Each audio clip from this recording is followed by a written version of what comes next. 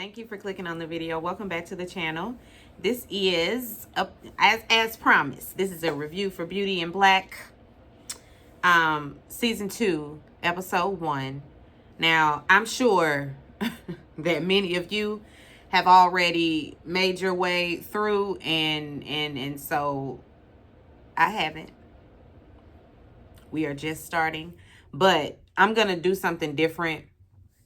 I normally sit and watch things, episode by episode and get my notes and everything. But I'm going to actually just watch it from my computer, pause, lay down some tracks. Okay? And we're going to do it like that. And I feel like I'll be able to get through it a lot quicker and have the reviews up a lot sooner. So that's what we're going to do.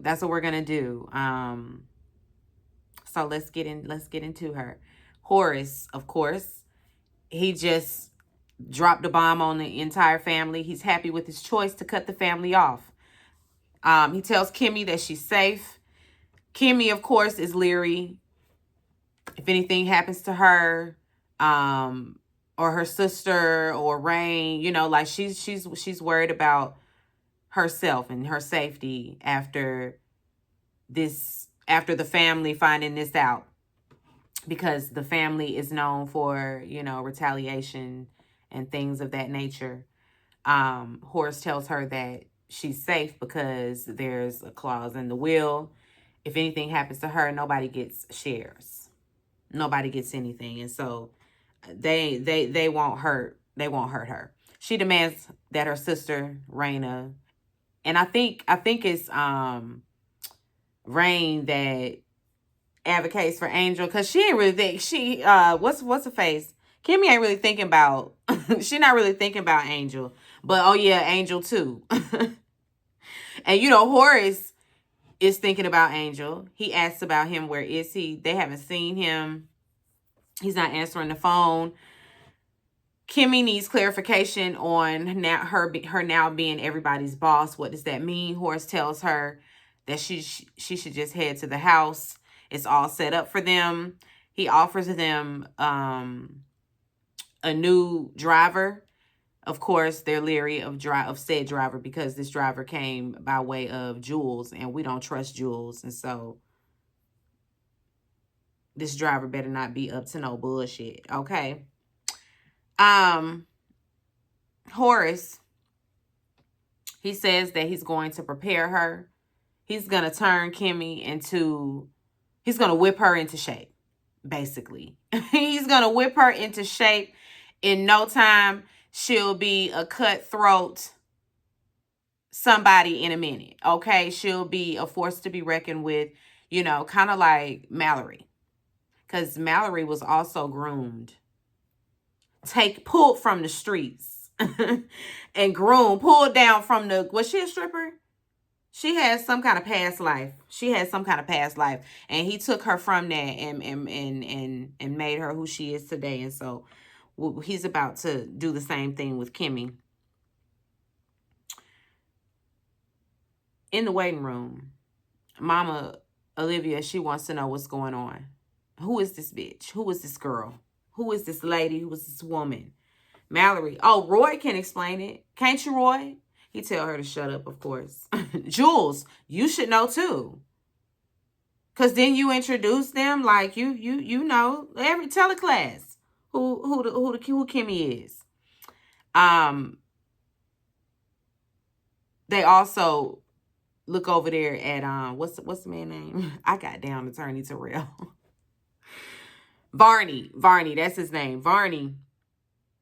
He's there. They need Varney to explain all of this as well. Varney really can't explain anything because he's also very confused by everything. I mean, he knows a little bit because he done tried to warn. He found out and tried to warn Charles, but to no avail. He still ain't have enough information because he's still in the dark as well, because Horace don't trust none of them. Horace don't trust nobody. Roy in there giving pushback because they need to go to the house and get everything sorted. We have to get to the house. We have to get this stuff annulled if we can. Olivia is trying to get everything dismantled. She worried about that money. She worried about her shares.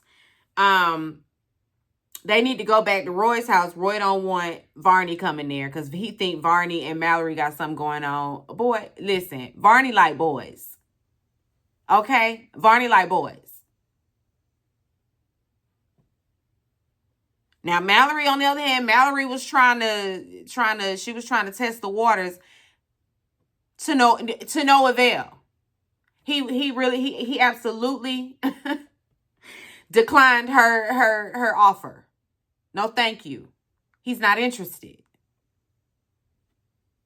And he just really going in on Paul Varney like Varney want his wife. Varney don't want her. You barking up the wrong tree. Anyway, they all got questions about Kimmy and her role and all of that, her qualifications, and Livia gonna say, can she even spell CEO? Girl, it's like the minute they found out that she was from that club, now she's stupid. Now she can't spell. They something else. They are something else.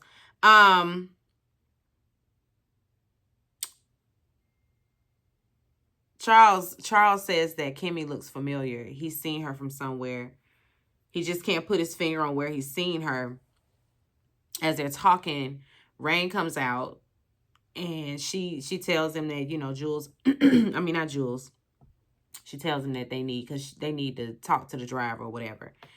But Jules says something, or he speaks to her, says something to her, and she, mouths off back, and he's like, you need to remember, like, your place. Sir, excuse me, what? She was like, you need to remember that Kimmy is your boss now.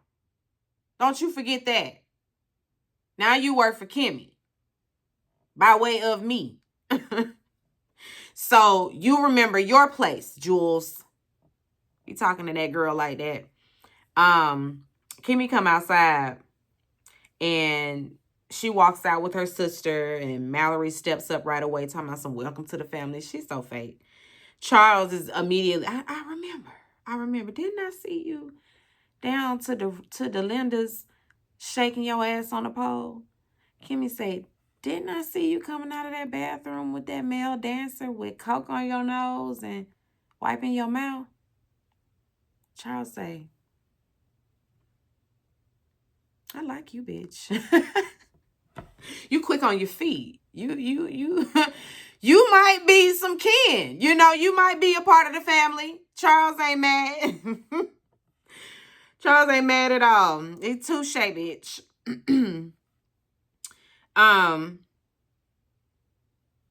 She came out there to get Varney, so they go back in there to talk to Horace. Roy, he got to drive home because he ain't got no driver no more. They took his driver. He and Mallory, they argue the whole car ride, of course. Roy takes his ring off. Mallory, she thinks Kimmy was sleeping with, because she tries to throw that in his face that he and his daddy was smashing the same stripper, smashing the same whore. Horace also likes boys. Again, where's y'all's gaydar?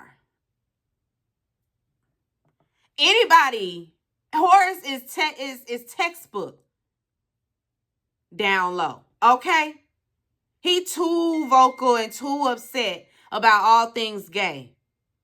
It's just, he just got too much disgust for him not to be closeted. Are you kidding me? Horace like boys too, okay, Mallory? Horace was not smashing Kimmy. That's his good Judy. That's about it. This is a Lavender situation. He trying to figure out where Angel is. You don't know Angel yet, but he trying to figure out where Angel at, because Angel is out in the streets doing whatever Angel doing. Horace say, where is he? Anyway, she want to know everything. Ain't nobody saying nothing to her. Roy just want to kill Kimmy. He just feel like that's the answer. Mallory tells him, well, if you do that, then we won't get our shares. So that's not a smart move.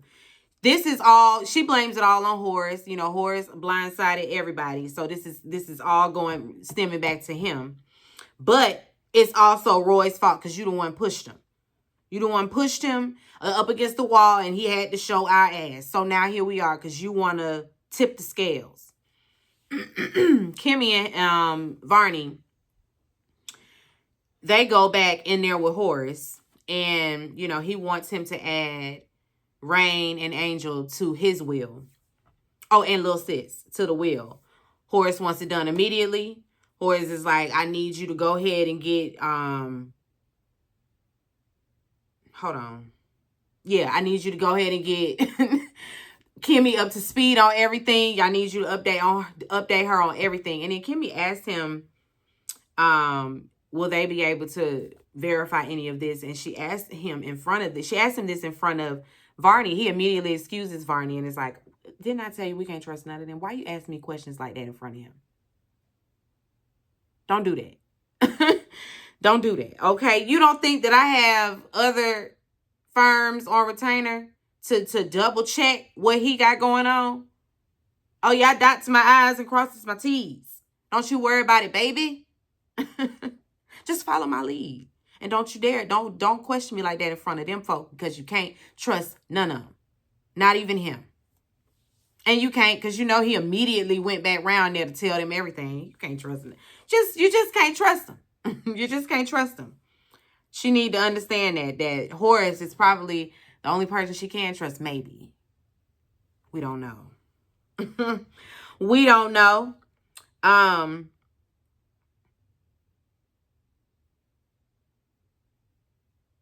She tells him that she got one more issue. That she stole a car, a man was in it, and he was the father-in-law of somebody named Daniel Lakeland, whoever that is. And Angel, he saw that on the news, and he tells her that she just needs to head home. He's gonna handle it. I don't remember Daniel Lakeland though. Should I? I don't know. Anyway, Kimmy, Rain, and little sister, they're ready to move into the mansion. They're excited. On the ride home, they giving the driver a hard time because they don't trust him because he came by way of Jules. And so we don't know who you are. They asked about, no, not them, because Kimmy could care less. But Rain asked about who's running the club over there at the Linda since they broke the table, because we have a teenager in the car. We have to bridle our tongue. He was like, she asked, can it be repaired? No, cannot be repaired. And then she asked about Body. And he says, well, Body is in the hospital. Hospital? So she ain't dead? Oh. So that raises a problem.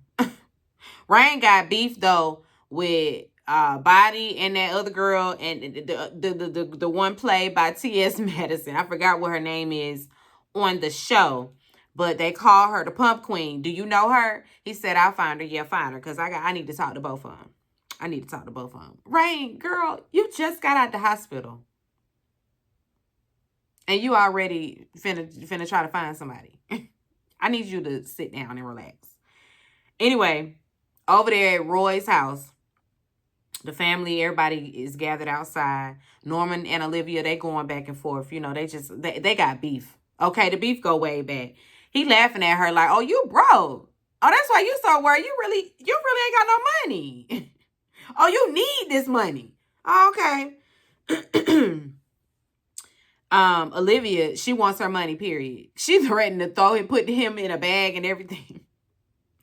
Better shut the fuck up before I put you in a bag. Oh, you still doing that old trick I taught you? They was really going back and forth. It was hilarious. They reminded me of, not really. Well, yeah, they remind me of Vera and Red Fox's character. I don't remember what his name was on. What was his name? Benny, right? Yeah, Benny, you blind motherfucker, you.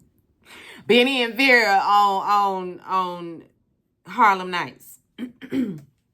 That's how they argue, but it was a respect there. They loved one another. Down. And Norman and Olivia, they had their little affair. So there's that.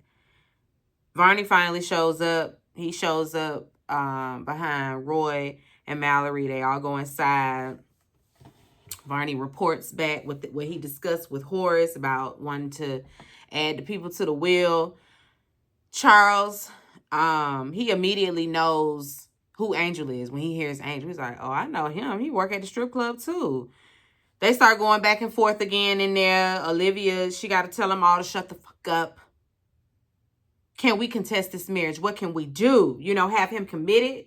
Say he's got dementia? What can we do? Barney's like, he's already thought of that. So that was the purpose of the witnesses, of the doctors there, to, you know, speak to the fact that he is competent. So yeah, won't be none of that. He had a cognitive evaluation and everything. So that's just that, you know. He's protected his shares and he's diluted some of theirs. 10%. He's taking the money. Olivia and Norman are outraged. Okay, you know they cussing. They are outraged. Roy, he got smoked for Varney because how you missed all of this. He just always got something to say to him. Telling him, nah, you got something. You call me. Don't call my wife. Don't ever call my wife, nigga. I was like, excuse me. Roy Dale. Please. I feel like his name is Roy Dale. And we're going with that from here on out, from episode 2 and on. Roy Dale. Now, anyway, now that everybody is gone, Mallory, she goes over there to Roy, and now they have to do the back and forth. Mallory wants information about Kimmy. He's not telling. Jules comes in and he wants to talk to Roy privately. Of course, she thinks she's going in there too. Girl, no, they're not doing that. Anyway, Roy thinks Jules set Horace up with Kimmy, and of course Jules denies it, but he had to know that they knew one another from the club. I don't know. He didn't introduce them. I don't think. No, because she went in there in his private room. That's how they met. But Jules didn't set it up. Not that I know of. Or at least not that I remember. Anyway,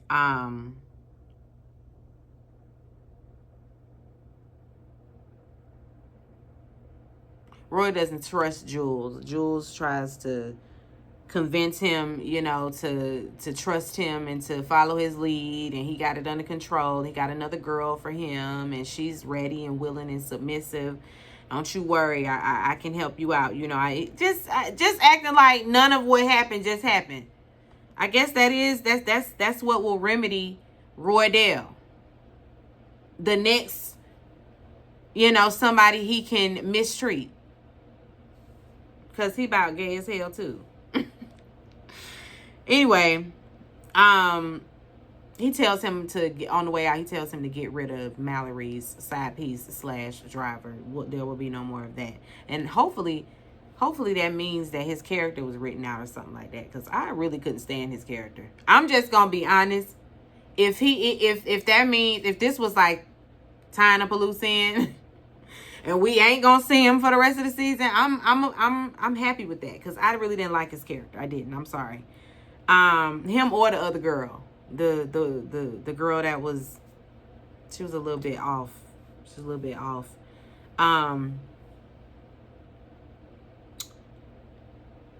We see Angel. He's getting arrested for being found with that stolen car. And so, you know, the cop on duty, he immediately calls Jules to fill him in. Jules on his way down there. Mallory calls Felicia, her little informant, to try to get her to talk, you know, try to pay her for more information on Kimmy. And she's like, oh, you go ahead and send that. I need that money in my hand before I start talking. They do this stupid back and forth, drawn out long scene for no reason. The what? Huh? So you gonna do it? You gonna give me the money or not? So you gonna give me the information or not? No. You gonna give me the money first? No. You need to give me the information. I'm not giving you shit. Well, I'm not giving you any money. Well, I'm not giving you any information. Well, I'm not giving you any money. Well, I'm not going to tell you anything. Well, I'm not going to pay you. Well, I'm not going to say nothing. Well, I'm not going to give you any funds. That's literally what it was. And then we got to the point where she's like, well, girl, get off my line. And she just hangs up. Did this bitch just hang up on me? Siri, dial that bitch 10,000 times. That be the stuff right there that I just be like, all right. I'm gonna stick beside him. I'm gonna stick, because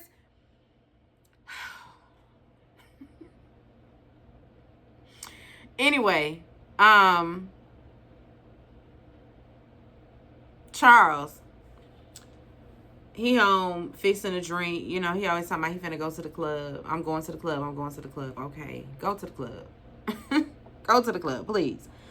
Barney coming there, breaking down all the money, breaking down the numbers for Charles. Like, listen, you done lost $8 million. Are you aware of that? That's basically all your net worth. Like, you done lost all your money. You cannot afford this place that you live in. You cannot afford these cars. You can't afford this cocaine. Do you not get it? It's finna be the pipeline to crack in a second. If you don't lock in on what's happening right now with your finances. Charles don't care about none of that. Charles just like, I'm going in here to take a nap, or I'm going in here. Listen, you trying to fuck or not? If you trying to smash, stay. If not, get the fuck out. Varney, I don't know why I keep falling for this. I don't know either. I don't know either, and I don't know why we're doing this.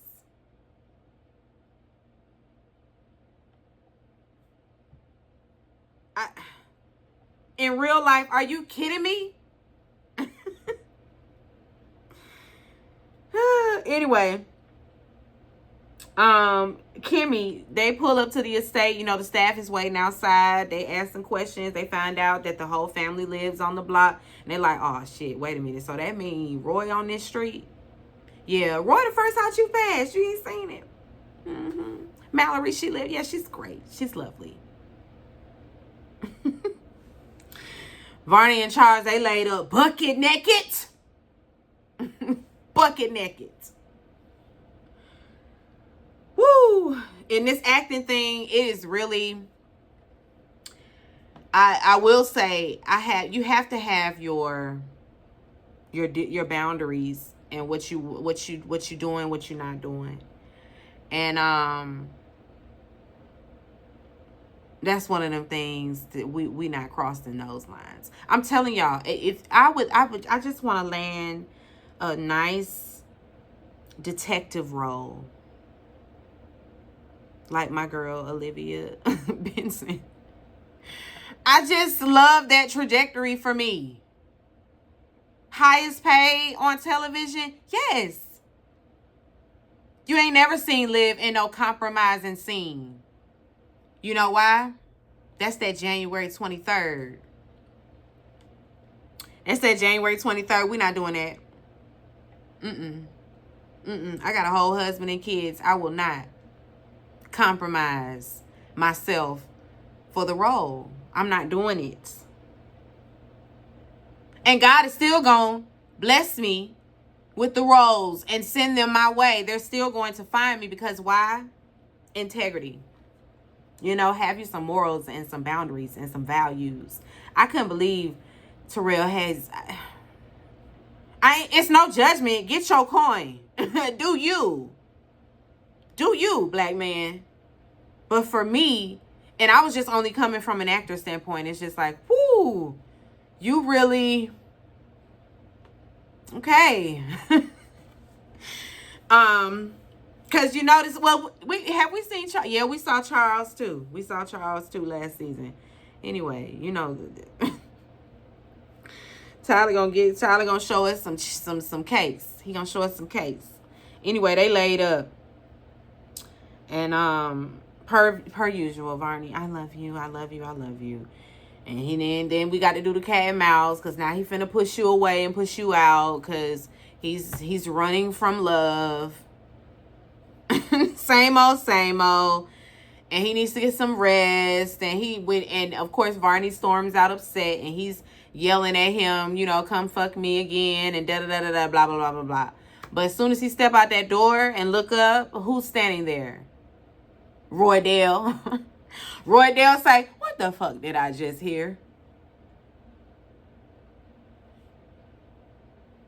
So now you can leave him alone. You can squash out. You can dead all that he and, Barney and Mallory stuff. Now you see. Now you see it ain't been Mallory that he's been laying it low and spreading it wide with. It's been your little brother. Until next time, until episode 2. Judging, being that people have wrapped this up so quickly and watched it and binged it so fast, I can only deduce that it's a great watch. And so a good old Tyler Perry watch. It's like a warm hug, honestly. It really is. Sometimes it gets on my nerves when you try to get too technical about things and stop enjoying the art of it all and the storyline and get into the things. You can stop your own enjoyment. You really can. Comparison is the thief of joy, because you start comparing it to other things. It's like, why can't you write it like this? Or why can't you? No. Just take it for what it is. We are not getting anything different. We're not. And so if you choose to press play and watch something that Tyler Perry has produced, directed, starred in, whatever, then you're going to get what you get. I'm going to just stop complaining about the writing. I am. Because why? I'm still going to watch it.